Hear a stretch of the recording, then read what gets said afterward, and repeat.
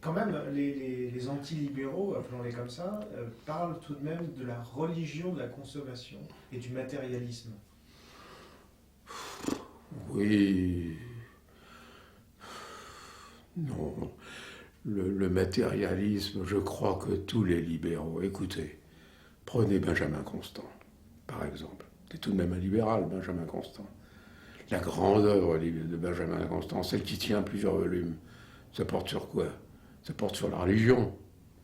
Bon, si vous prenez Tocqueville, qui est tout de même aussi, lui, plutôt un libéral, enfin, bon, eh ben, il y a aussi euh, toutes sortes de développements sur la religion, d'ailleurs, qui a été probablement en partie, lui était probablement inspiré par ses amis libéraux, protestants, suisses, c'est bien possible. Enfin, bon, mais je veux dire qu'il y a chez les grands auteurs libéraux, il y a une pensée très solide sur la religion. Par conséquent, il n'y a pas du tout d'adhésion au matérialisme.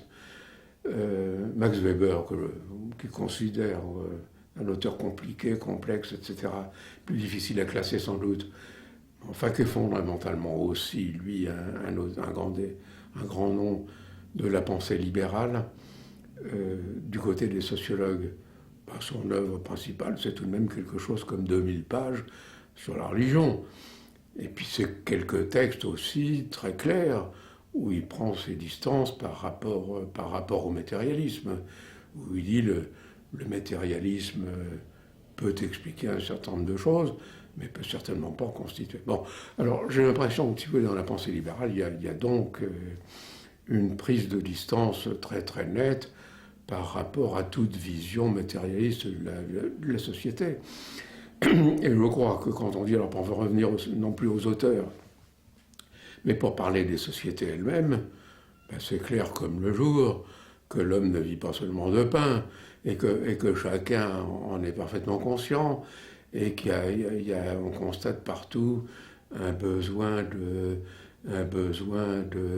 d'aller au-delà de la consommation. Enfin, lorsqu'on voit les gens se ruer dans les musées pour faire la queue toute une nuit pour aller voir les tableaux de Monet, c'est pourquoi?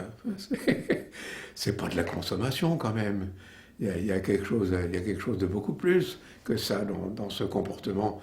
Enfin, la curiosité de la plupart des gens venant d'un petit peu partout pour l'art, pour la peinture, pour le cinéma. Enfin, bon, l'idée selon laquelle les gens